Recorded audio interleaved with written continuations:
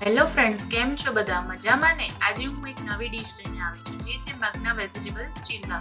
અહીંયા આપણને ખબર છે કે મગ અને વેજીટેબલ્સ આપણા માટે કેટલા હેલ્ધી છે.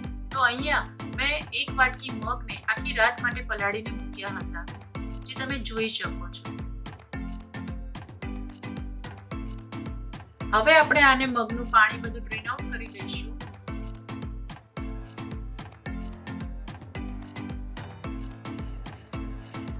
અને આપણે આ મગને મિક્સરના બાઉલમાં એડ કરી દઈશું. ત્યારબાદ એમાં એક ઇંચ આદુનો ટુકડો એડ કરીશું.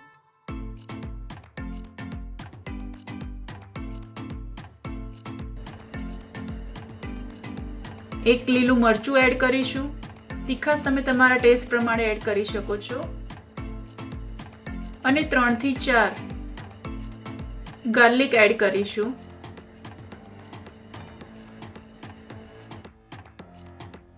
હવે આપણે આને ક્રશ કરી લઈશું. 1 થી 2 ટેબલસ્પૂન પાણી એડ કરીને આને ગ્રાઇન્ડ કરી લઈશું.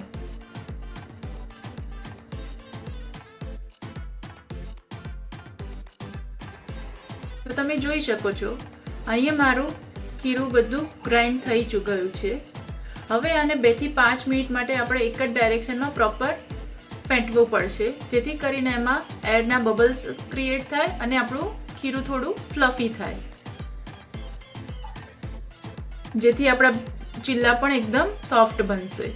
અહીંયા મેં નોનસ્ટિક તવી ગરમ કરવા મૂકી દીધી છે. જે આપણે ઢોસા ઉતારીએ એ જ તવી છે.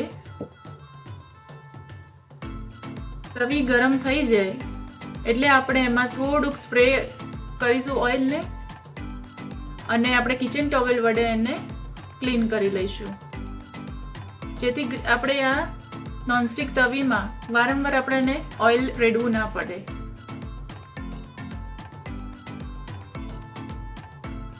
હવે આપણા બેટરને આ નોનસ્ટિક તવી ઉપર સ્પ્રેડ કરીશું.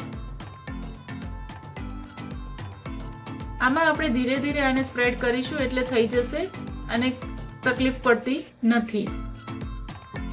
અને તમે જરૂર હોય તો થોડું તમે ખીરું બેટર પાણી રેડીને થોડું ઢીલું પણ કરી શકો છો. અને તમને આવી જો મગની બીજી પણ અનેક વાનગીઓ જોઈતી હોય રેસીપી માટે, તો તમે મને કમેન્ટ બોક્સમાં જણાવી શકો છો. તો અહીંયા આપણે 1 થી 2 મિનિટ થવા દઈશું. હવે આપણે હું તમને આને પલટાવીને બતાવું છું કે કેવો કલર આવ્યો છે. એકદમ બ્રાઉન કલર જેવો આવશે. જો આવ્યો છે ને, એકદમ ક્રિસ્પી બ્રાઉન કલર. હવે આપણે એને ઉપર આપણા વેજીટેબલ ગાર્નિશ કરીશું, જે છે કેરેટ, બીટ અને પનીર. બાળકોને આપણે એમને કાચું બીટ આપતા હોઈએ છીએ, તે લોકો ખાતા નથી, પણ આવી રીતે તમે કોઈ વસ્તુમાં એડ કરીને આપશો તો એ બહુ જ મનથી ખાઈ લેશે. અને આની ઉપર તમારે મસાલો યા ચાટ મસાલો સ્પ્રિંકલ કરવો હોય તો એ પણ તમે કરી શકો છો. હવે આની ઉપર થોડુંક ઓઇલ સ્પ્રે કરીશું આપણે, અને ઊંધું કરીને થોડા વેજીટેબલને સોતે થવા દઈશું. તો આ વેજીટેબલ મગના પુલ્લા જે છે કે ચીલા જે છે એ બાળકો માટે ખૂબ જ હેલ્ધી છે, કેમ કે આમાં હાઈ પ્રોટીન, ફાઈબર બધું જ સારું એવી માત્રામાં રહેલું છે. એટલા માટે